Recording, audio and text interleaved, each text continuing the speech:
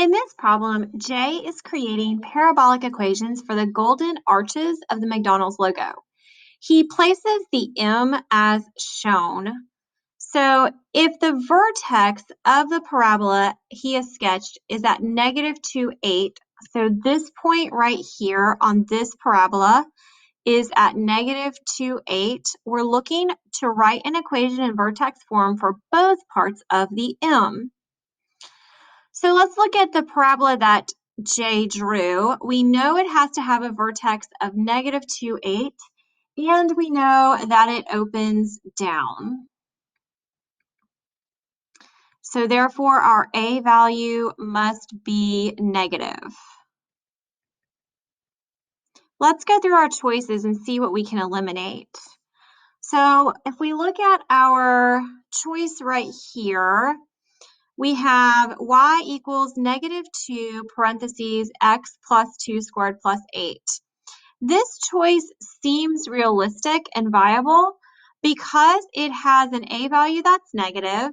The vertex is -2, 8. So it seems like that could model the M that Jay drew.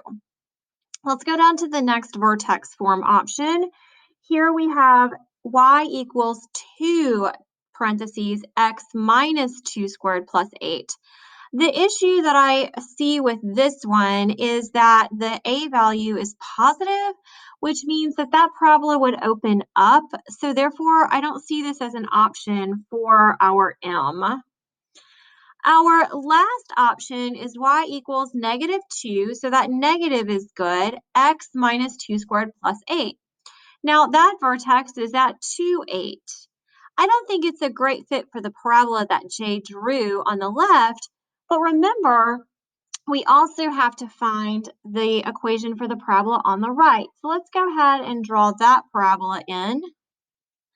So we've continued this. Now, if this is symmetric over the y-axis, that point of that vertex would have to be at 2, 8.